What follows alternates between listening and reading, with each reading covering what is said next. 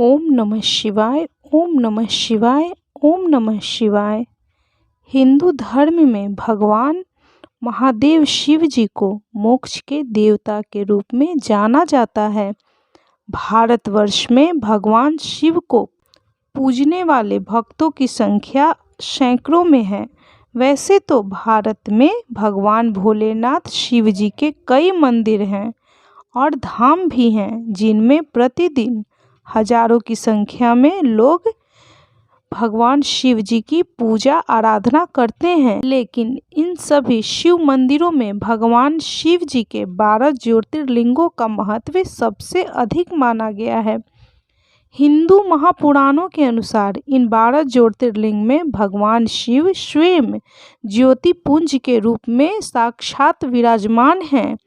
ऐसा माना जाता है कि भगवान शिव के इन 12 ज्योतिर्लिंगों के दर्शन मात्र से ही सभी पापों का अंत हो जाता है, सभी पाप नष्ट हो जाते हैं, आपके घर में सुख शांति और समृद्धि का वास होता है। तो बोलिए ओम नमः शिवाय। ओम नमः शिवाय। ओम नमः शिवाय। ओम त्र्यंबकम यजामहं सुगंधिं पुष्टिं वर्धनम उर्वारुकमिव बंधनान् मृत्युर्मोक्षीमामृतात्। बंधुजनों, आज हम भगवान भोलेनाथ शंकर की छठे ज्योतिर्लिंग श्री भीमेश्वर, इसकी पौराणिक कथा के बारे में जानेंगे। यह ज्योतिर्लिंग पुणे से लगभग 100 किलोमीटर दूर सह्याद्री की पहाड़ी पर स्थित है। इसे भीमा शंकर भी कहते हैं। इस ज्योतिर्लिंग की स्थापना के विषय में शिव पुराण में एक कथा वर्णित है, तो चलिए इस कथा को सुनते हैं। प्राचीन काल में भीम नामक एक महाप्रतापी राक्षस था। वह कामरूप प्रदेश में अपनी मां के साथ रहता था। वह महाबली राक्षस राज रावण के छोटे भाई कुंभकर्ण का पुत्र था, लेकिन उसने अपने पिता को कभी देखा नहीं था। उसके होश संभालने के पूर्व ही भगवान श्री राम के द्वारा कुंभकर्ण का वध कर दिया गया था। जब वह युवा अवस्था को प्राप्त हुआ, तब उसकी माता ने उससे सारी बातें बताई। भगवान श्री हरि विष्णु के अवतार श्री रामचंद्र जी द्वारा अपने पिता के वध की बात सुनकर वह महाबली राक्षस अत्यंत संतप्त और क्रुद्ध हो उठा। अब वह निरंतर भगवान श्री हरि विष्णु के वध का उपाय सोचने लगा। उसने अपने अभीष्ट की प्राप्ति के लिए 1000 वर्ष तक कठिन तपस्या की, घोर तपस्या की। उसकी तपस्या से प्रसन्न होकर ब्रह्मा जी ने उसे लोक विजयी होने का वर दे दिया। अब तो वह राक्षस ब्रह्मा जी के उस वर के प्रभाव से सारे प्राणियों को पीड़ित करने लगा, उन्हें दुख पहुंचाने लगा। उसने देवलोक पर आक्रमण करके इंद्रदेव तथा आदि सारे देवताओं को वहां से निष्कासित कर दिया, बाहर निकाल दिया। पूरे देवलोक पर अब भीम का अधिकार हो गया।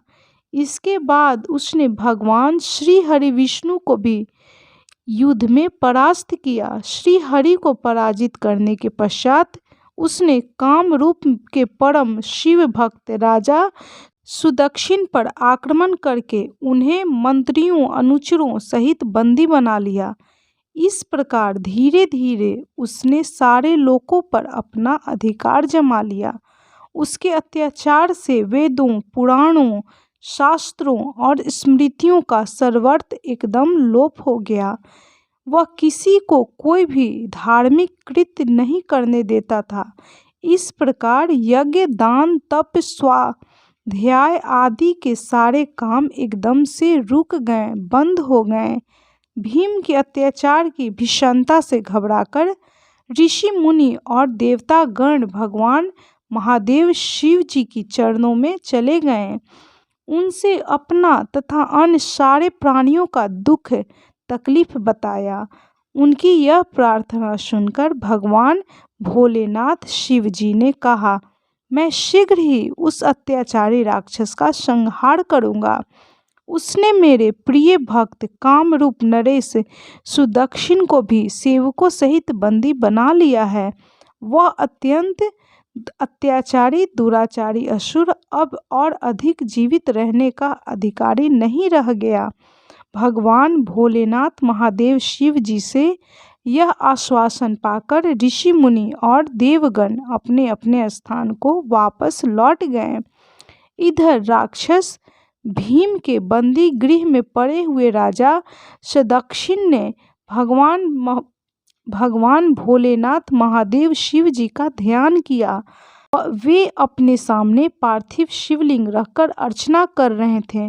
उन्हें ऐसा करते देख क्रोधोन्मत्त होकर राक्षस राज भीम ने अपनी तलवार से उस पार्थिव शिवलिंग पर प्रहार किया, किंतु उसकी तलवार का स्पर्श उस लिंग से हो भी नहीं पाया कि उसके भीतर से साक्षात भोलेनाथ शंकर जी वहाँ प्रकट हो गए। उन्होंने अपने हुंकार मात्र से उस राक्षस को वहीं जलाकर भस्म कर दिया।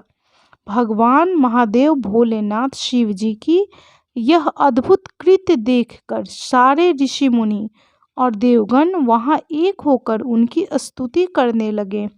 उन लोगों ने भगवान शिव जी से प्रार्थना की कि हे महादेव, हे देवाधिदेव, आप लोक कल्याणार्थ अब सदा के लिए यहाँ निवास कीजिए। यह क्षेत्र शास्त्रों में अपवित्र बताया गया है। आपके निवास से यह परम पवित्र पुण्य क्षेत्र बन जाएगा। भगवान महादेव भोलेनाथ शिव जी ने सबकी यह प्रार्थना स्वीकार कर ली। वहाँ वह ज्योतिर्लिंग के रूप में सदा सदा के लिए निवास करने लगे। उनका यह ज्योतिर्लिंग भीमेश्वर के नाम से विख्यात हुआ। भगवान महादेव इस जगह पर साक्षात विराजमान हुए। शिव पुराण में यह कथा पूरे विस्तार से दी गई है। इस ज्योतिर्लिंग की महिमा अमोघ है। इसके दर्शन का फल कभी व्यर्थ नहीं जाता है। तो भक्तजनों, बंधुजनों, आप भी इस जगह पर जरूर जाएं और भगवान भोलेनाथ के इस ज्योतिर्लिंग भीमेश्वर का दर्शन जरूर करें। भक्तों की सभी मनोकामनाएं यहाँ आकर पूर्ण हो जाती हैं।